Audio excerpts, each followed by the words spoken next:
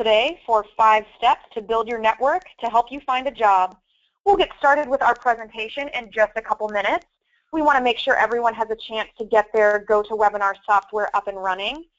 In the meantime, if you can hear me clearly via the audio feature, and if you can see my screen, go ahead and expand the GoToWebinar toolbar on the right-hand side of the page, access the chat or the question features, and let me know that you can hear me okay.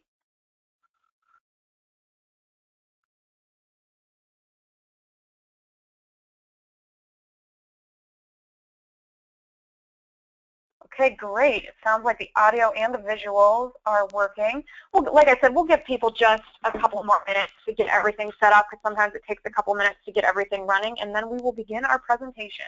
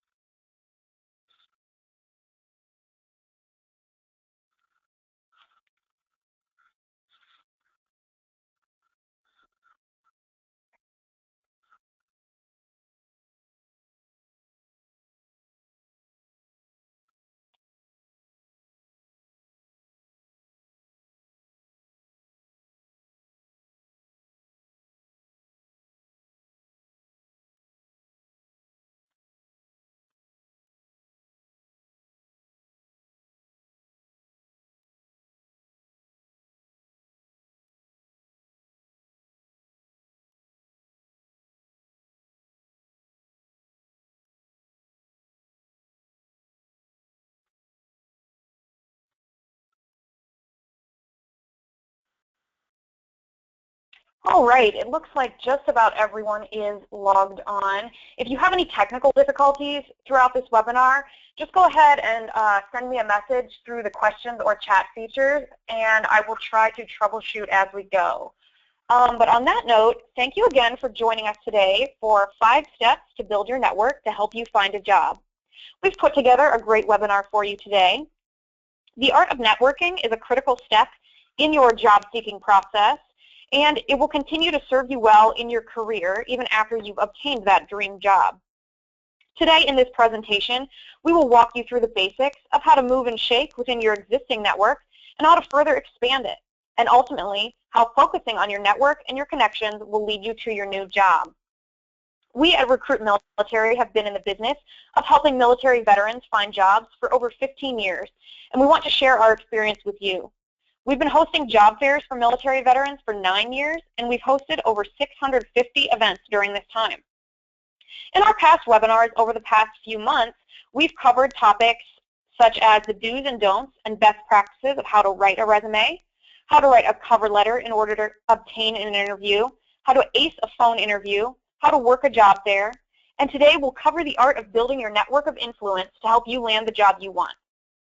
Something important to remember as you listen to our presentation today is if you feel you've tried all the tips and tactics from our previous webinar, you've beefed up your resume, you've written that cover letter, you're comfortable interviewing, you've attended job fairs and you visit the booths and talk to the companies there, then it's time to take a step back and get back to basics. And that's what this webinar is about today.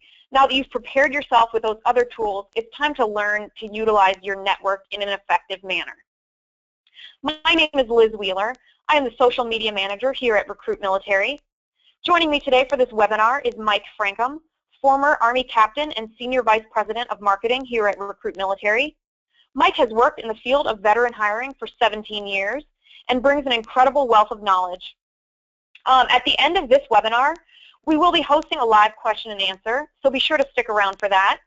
As I mentioned before, if you have any technical difficulties with the GoToWebinar software during this presentation, please let me know. You can use that chat box attached to the toolbar on the right-hand side of the page. Just click that little orange arrow to expand it and go down to the chat or question feature. If you have any other comments or questions throughout the course of this presentation, feel free to use that chat box as well. I will try to answer the questions during the webinar as best I can. And on that note, I want to introduce you to Mike and flip to the first slide to begin 5 steps to build your network to help you find a job. Mike? Thanks, Liz, and good morning, everyone, or good afternoon if you're in the Eastern time zone. We appreciate your being here today, and as Liz just mentioned, the topic we're talking about today is networking. And when I think of networking, as Liz mentioned, it's sort of a get back to basics, but it's also not just a job search tool, but think of it as life 101 almost, a skill that can really help you in any part of your life because it's really about people. And when we're able to effectively engage with other people, we're able to achieve different levels of success than we perhaps have been able to previously. And the other thing about networking to think about right from the start is think of it as the building of your social capital. And so you can equate it to, if you want to build a business, you need capital and you need investment to build that business. Same thing in the world of work. You need to build your capital and you need to invest in your network that's going to help you along the way throughout your career. So think of this as both that kind of basic life skill and also the building of social capital that's a great investment for your future success. And as you think about the networking, you see the title here of the networking is about the people, not the positions.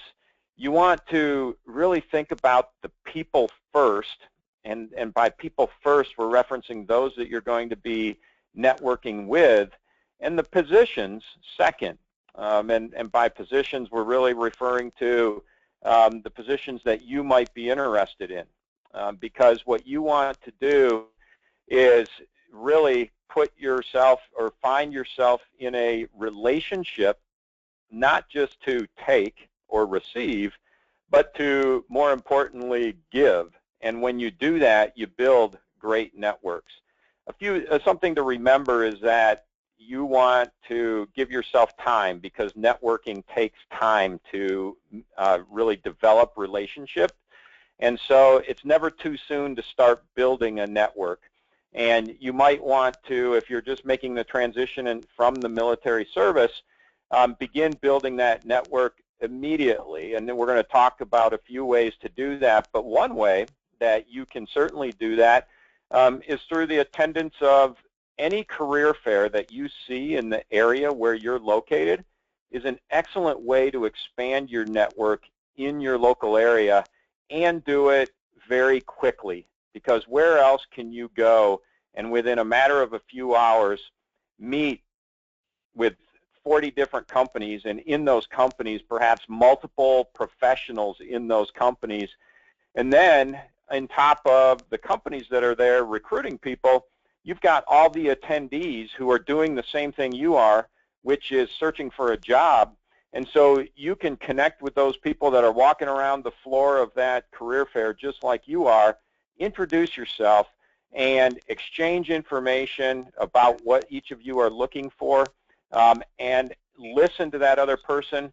And then as you talk with companies and you hear that what they're looking for isn't really right for me, you can pass that along to those other people that you met at the career fair, and you then are building value for other people. And as I mentioned, you could literally, if you're wondering, how do I build a network? I don't know how to do that. I don't know enough people. Well, right there, you've got an opportunity to just explode that network by going and meeting those professionals.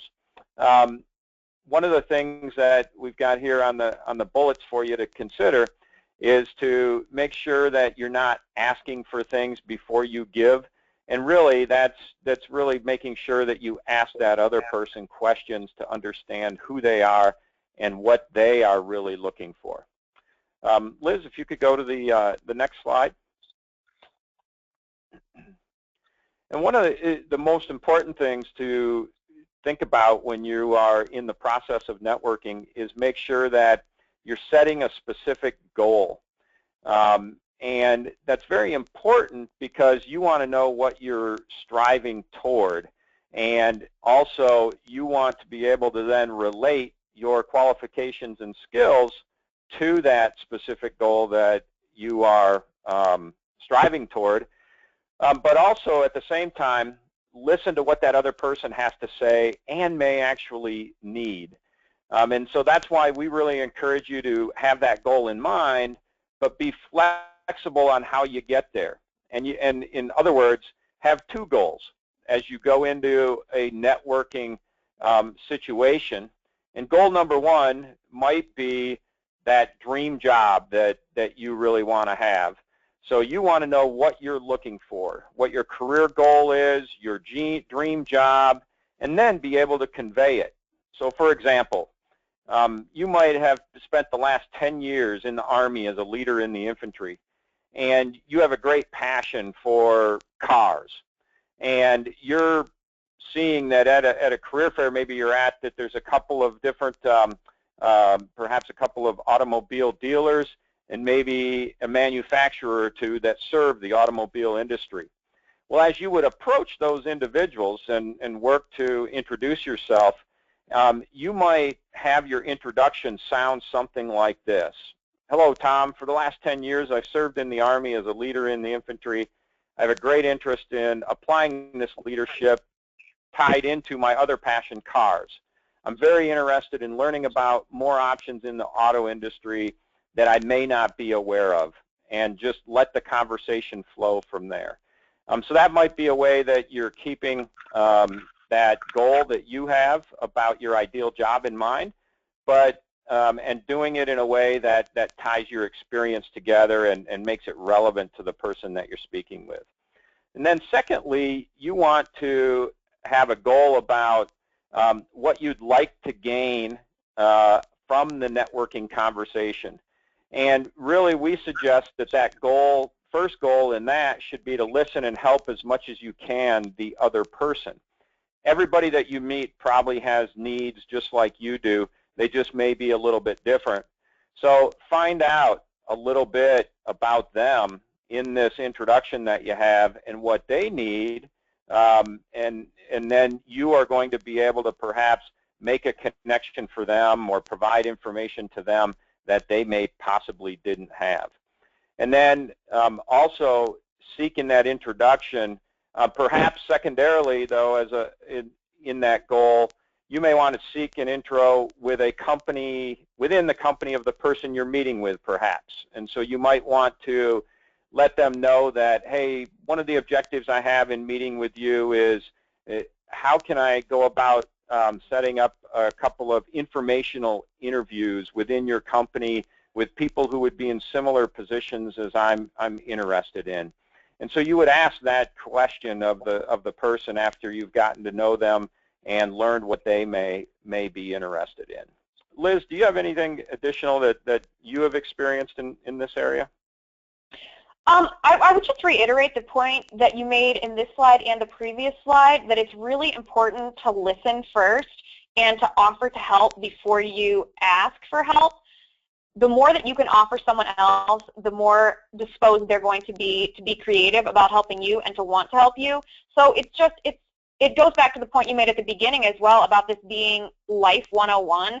The more giving you are, the more you'll receive. So if you have that attitude, if you go into your networking communications with the attitude of being helpful first, thinking about the other person first, not only will that serve you well if you don't come back with anything practical from that, it's a good experience, but it will also lead to you receiving more help from that other end. So I think that's really important to note throughout this whole webinar, is just always think about what you can provide to them, how you can help the other person before you think about yourself, and it'll benefit you better in the end.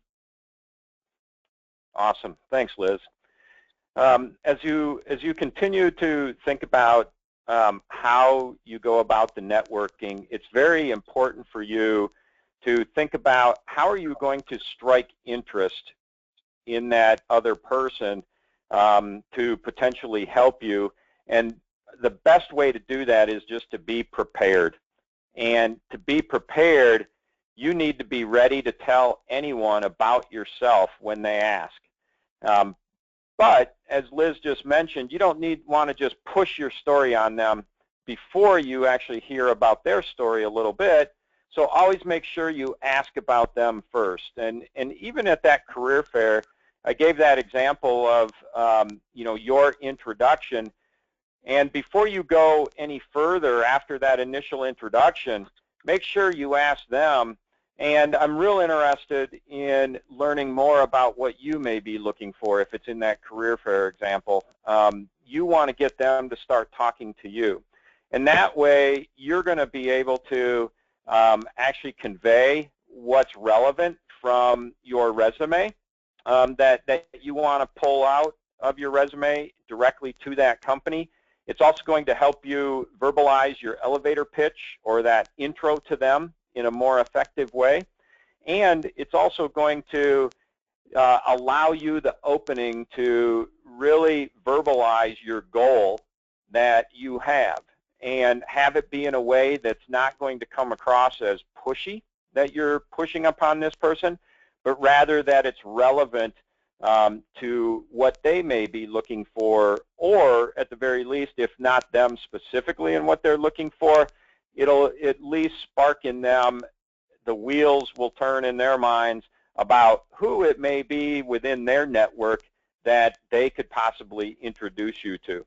And that's an important part of networking to think about too, is that by being prepared and being interesting, even if the person you're meeting with isn't ultimately going to lead you direct to an opportunity, what they are more likely probably to lead you to is another introduction and perhaps two introductions down the line, sort of a 6 degrees of Kevin Bacon kind of concept that is often a reality as you begin to really build a network. You'll be amazed at how people are connected, and that it's oftentimes not in that first introduction that the power lies, but it's in that second or third introduction where the person you initially met, you've sparked the interest because you've been prepared and can articulate who you are and what you're looking for, and they then are able to convey that to people that they know. And that's the real power behind the preparation,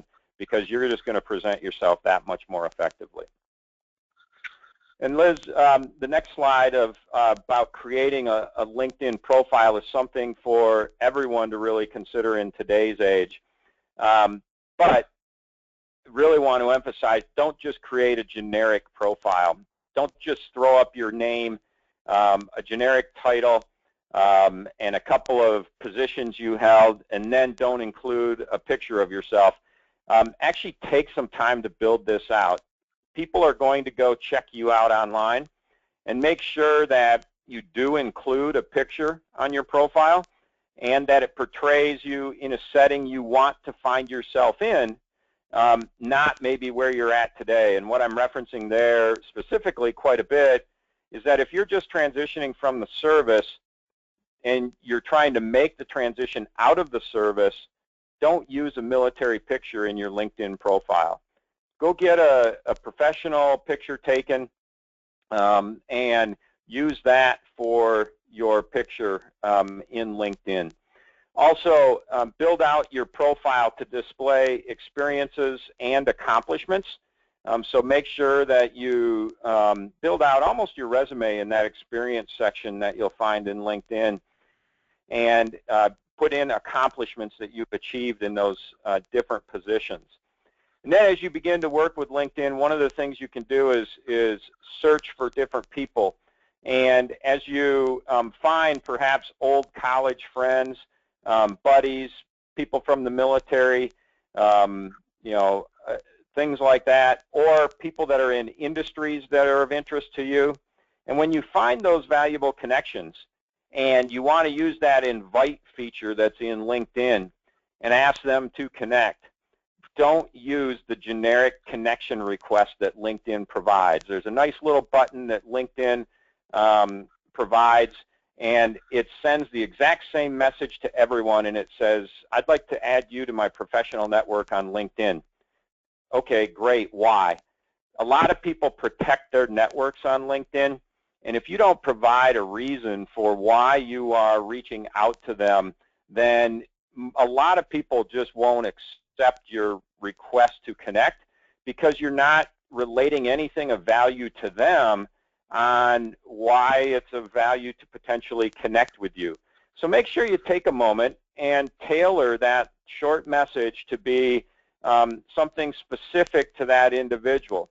Or at least just don't use the generic one. And it might sound, let's say, for instance, you're interested in a production management role in a manufacturing company, and you go out and do a search on LinkedIn and find some military veterans in a company you're interested in your area, and you reach out to them to request a connection on LinkedIn. You might just change it to be, hello, Tom, I saw your came across your profile on LinkedIn. As a fellow veteran who's interested in manufacturing, I'd appreciate connecting with you. You know, it can be as simple as that, but that shows that you've taken a little bit of time, you've looked at who they are, and there's relevance to why they would potentially connect with you. And the last thing to think about is, in making these LinkedIn requests, is make sure you show how you can potentially help them, and also share the goals that you have in reaching out to them. Liz, as our social media manager, are there any other points you'd like to add about LinkedIn? I think you've covered most of them. I would say your point earlier about make sure that you build out your profile is a good one. That means, like you said, don't make a generic title, don't add just your current employer. Add some details from your resume about each of the responsibilities that you've held in each of your various positions. If you haven't worked in the civilian world before and you've only held positions in the military, break it down by what responsibilities you held in each individual role. Don't just assume that they know what your MOS means or what your job title means. Break it down to what your day-to-day responsibilities were. Show them what you're capable of. Make sure that you write a summary about who you are, what your experiences, and what your goals are. That summary at the top of the LinkedIn page, right underneath your basic information, that's a good example of a very short elevator pitch. Someone wants to get just a brief idea of who you are, where you come from, and where you're hoping to get to. So take time to write that out, think that out, and include that in your profile. A good point, Mike, that you had about profile pictures. You said not to necessarily use a military picture if that's where you've been. Also, no unprofessional pictures. Don't use any selfies. Probably no photos taken with a smartphone or an iPhone. You want to get a good portrait done. If you don't have the funds for that, or if you don't have the time for that, there are exceptions, but you want to try to make it as professional as possible because you want a future employer to see you as a professional, not as someone who's going to show up and take selfies at work all day. So you want to put some effort into your LinkedIn profile and personalize it. When you're connecting with people, try to send them a message. Just introduce yourself, even if you're not really sure who they are. If they send you a request, thank them, send them a message, thank them for sending you that invite, and just start a brief conversation with them because you never know where it'll lead. Really the key to LinkedIn is to be proactive. It's not a magic bullet where you just sign up and all the networking is done for you. It is a medium through which you can network. It allows you to expand your current reach from just the in-person connections that you know. So take advantage of that and be proactive, and it's an invaluable tool. Great, thanks, Liz. Also important as we consider networking is don't dismiss anyone. Just because someone may seem unimportant or they don't appear as if they would be important, everybody has something of value to share that you're going to potentially meet. And remember what we said at the very beginning, networking is about people, not positions. So don't be a snob in choosing who you network with, and also don't be, allow yourself to be surprised where your next bit of helpful information comes from. Personally, I experienced this in a powerful way in my first few years here at Recruit Military when I was selling for Recruit Military to our corporate clients. And I was at a church function, and there was an older gentleman who, you know, was sort of in scruffy clothes, kind of had that mad scientist look with his hair, and I was like, oh, who's this guy? And you know, didn't really think much of it. And then, but but I struck up a conversation anyway. And you know, we started talking, and I learned that he had just sold his business in the last year. He had owned a manufacturing business, and later I found out he sold it for tens of millions of dollars. But at the time, he just made it seem like it was just a little small business that he had sold. And we just chatted then, and he learned about the fact that I was in the recruiting business, and he had a brother who served in the Army in World War II, so he was interested in that I worked with veterans. And that gentleman, over the next 2 years, proceeded to provide me multiple introductions that turned into sales for me here at Recruit Military. And my point there is, if I had dismissed him just because of the way he looked, I would have missed that kind of golden opportunity I had to meet someone who was able to help me along the way in gaining some sales early on in my time here at Recruit Military. So you just do not know where that nugget may come from, and don't dismiss anyone because all the time people will surprise you. So very important point to remember as you really go out and expand your network. Liz, I think that's also true, not just in physical appearance, but in the appearance of what a job title might be. It's very easy to dismiss someone's job title if you feel that it's not necessarily prestigious enough, or it's not specifically a recruiter or a hiring manager or the head of the department in which you want to work. But I would be very careful not to dismiss someone based off of their job title or the level that you assume that they are within their company, because you never know what their individual level of influence, who's in their circle of influence. And that kind of reference or that kind of suggestion coming from even a low-level employee or someone not directly involved with recruiting or hiring can be an invaluable thing for you to gain as well. So not just physical appearance, but also the appearance of job titles as well. Just don't dismiss any of that as being not helpful. Yeah, that's an excellent point, Liz, and glad you brought that up. And tied to that, there are many companies that actually provide bonuses to people if they recommend someone that the company actually hires. So that definitely ties into Liz's comment there. So very, very good comment on not just appearances, but don't dismiss because someone has what sounds like a lower level title. And in some companies, frankly, titles don't mean anything, and so you can't sort of judge a book by the cover of the title. So great point, Liz. Thanks for making sure to bring that up. So as we look at the last thing to really think about in the networking process, and that's to be sure you follow up. So oftentimes that initial introduction can sometimes be very quick. It might be, you know, just that chance introduction, like I mentioned, at a church function. It could be a meeting meeting someone at a career fair. It might be just a short introduction where you're with a buddy or something and they bump into someone on the street and some initial information is exchanged, like a business card is exchanged, or they give you a phone number or an email. What you want to make sure you do is be the person who actually follows up to set up the lunch, set up that time to go have a cup of coffee in the morning, or who makes sure to send that email after exchanging business cards. It oftentimes is very hard to do, especially if you're actively working, but if you do this, you will build a network, and actually you'll really stand out as someone that they want to be connected with, because you'll be a little bit different because you actually did take the time to maybe send them that quick, even if it's just a quick email of, Mary, it was a real pleasure to meet you at the career fair. Really enjoyed our conversation, and I appreciate the tip you gave me to talk with XYZ company.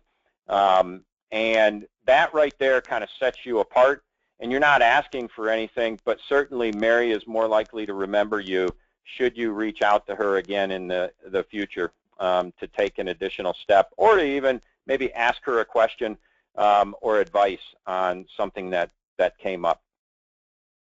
So Liz, All right. send that back to you. And on that note, it is time for our question and answer session. To ask a question, just go to the GoToWebinar toolbar on the right-hand side of the page. Use that little orange arrow up at the top to expand it. Go down to the comments and questions box that you've been using throughout the webinar, and go ahead and ask Mike and I any questions related to this webinar. I'll go ahead and bring that box up, and we'll get started.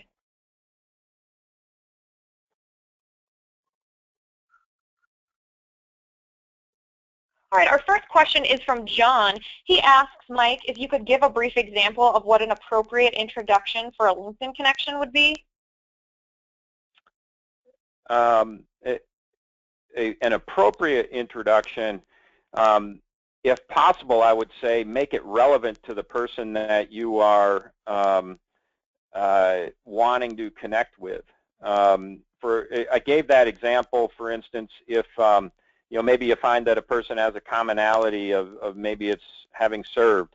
If there's not that commonality, and let's say that you're trying to do some informational interviews to learn more about an industry, and you notice that there's a couple of folks you find in a search on LinkedIn that are in a company in your town, and you may take the approach of, hello, Tom, I've reached out to you because I am a military veteran interested in careers within your industry, and I'd like to see if there may be an opportunity to connect and learn more from your experience, or something along those lines. It's okay to make that request, and that's certainly more relevant than just getting that general, I'd like to connect with you on LinkedIn message that you can use the LinkedIn button for, but then you're tying in what you're trying to accomplish. So I'd say that it's better to be upfront in those short introductions on LinkedIn, and let them know what you're trying to do in that introduction if you don't know that person. Bruce asks, is this webinar and are your previous webinars recorded and available? And the answer to that, Bruce, is yes. We will be sending out a recording of this webinar in our follow-up email. You should be receiving that tomorrow. Our previous webinars are available on YouTube. You can visit our YouTube channel at youtube.com/recruitmilitary. They're all hosted on there. You can also find them posted individually on our social networks, on Facebook, on LinkedIn, and on Twitter. And we do encourage you to visit those pages and watch them. Use that information to help you with your job search. But yes, we will be sending out the recording to this webinar, the slides, and the audio in our follow-up email tomorrow. Tim asks, what is the best method to find the hiring manager at a particular company? Mike, do you want to handle that one? Best method to find a hiring manager. In some way, you're not always going to know, but some ways that you can look for that are using LinkedIn.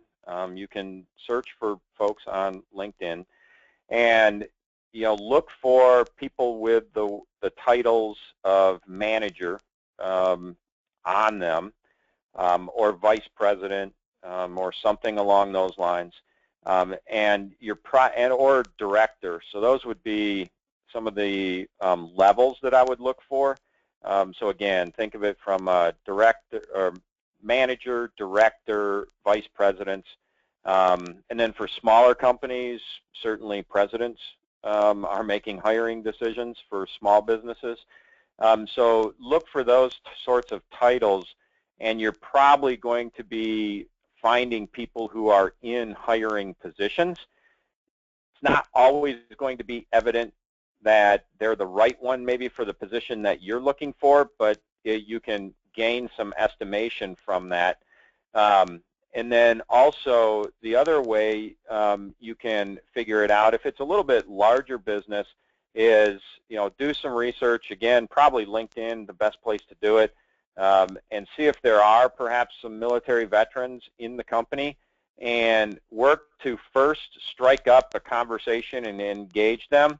And after that warming up period, find that opportunity to ask them if they know who the hiring managers may be in certain areas of the company.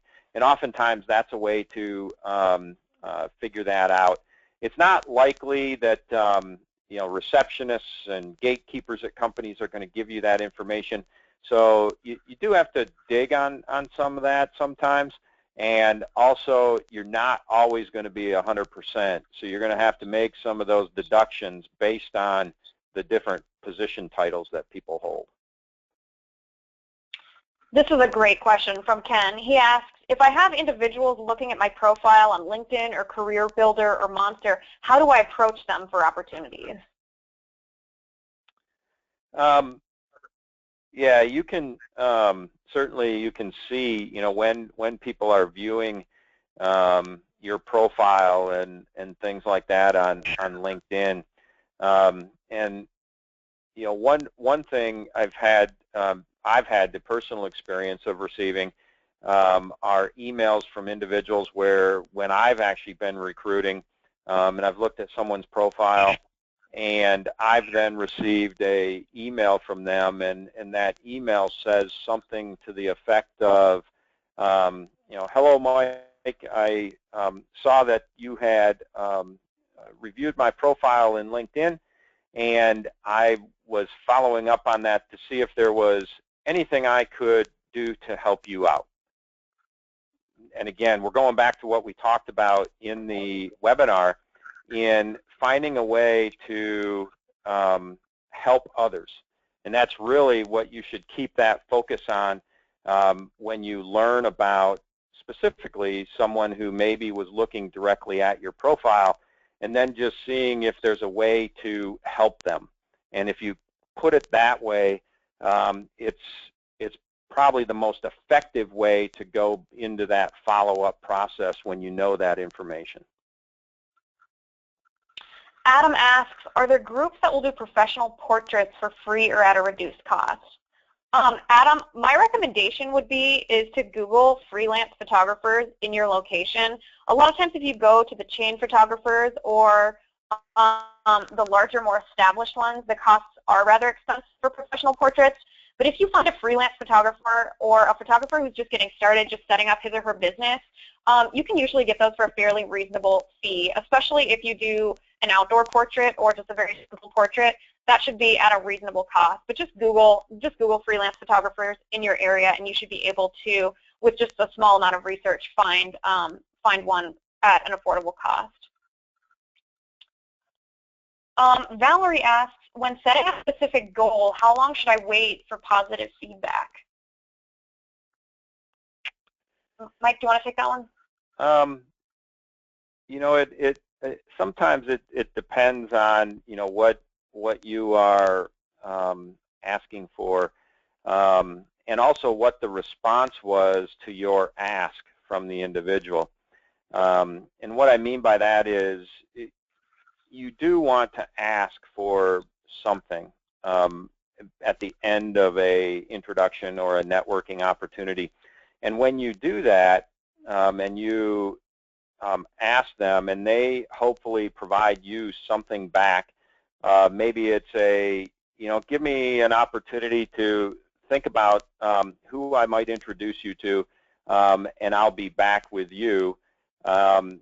Certainly it's appropriate if you haven't heard from them within a week to reach back out to them and maybe just in a very quick email say, hi John, we met last week for coffee. Again, I appreciate that opportunity that we had to speak.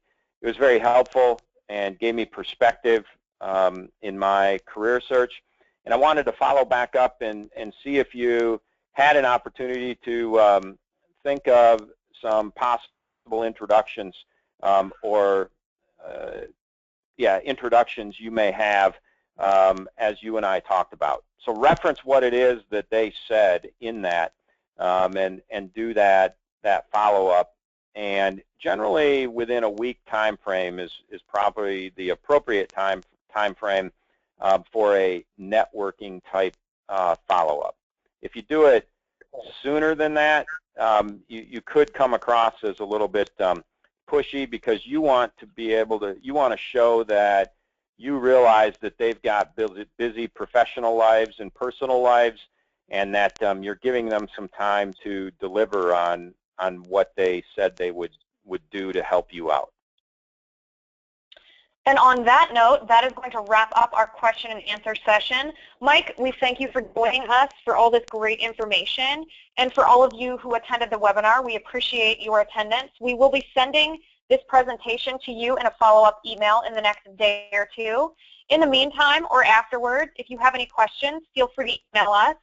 We also recommend that you visit our website at recruitmilitary.com. We have a lot of other job-seeking resources for you to find there. We also host job fairs in most major cities throughout the country. We are hosting 101 this year. So if you visit our events page, our job fairs page at events.recruitmilitary.com, where we will be in which city on which date, to find the events in the city nearest you. If you have any feedback or requests for any topics for webinars in the future, we'd love to hear from you on that as well. And Mike, did you have any closing remarks? Thanks, Liz. I just want to encourage everyone to get out there, engage with others, and just remember, it is all about people as you go about your career search. And if you go out there and positively engage with others without an expectation of receiving, but more in the light of giving, as Liz mentioned, you will receive back much more than you ultimately give. It's amazing how that works, but if you do it in that spirit and in that light, it really does come back to you, and we hope that you found this helpful, and that you're able to join us perhaps at a career fair in the future. And also make sure that if a career fair isn't in your area in the near future, that always visit our job board at recruitmilitary.com, where we have hundreds of thousands of jobs posted by thousands of companies across the country. So a great resource to tap into for potential career options. Thank you, Mike, and to everyone out there, have a great rest of your day.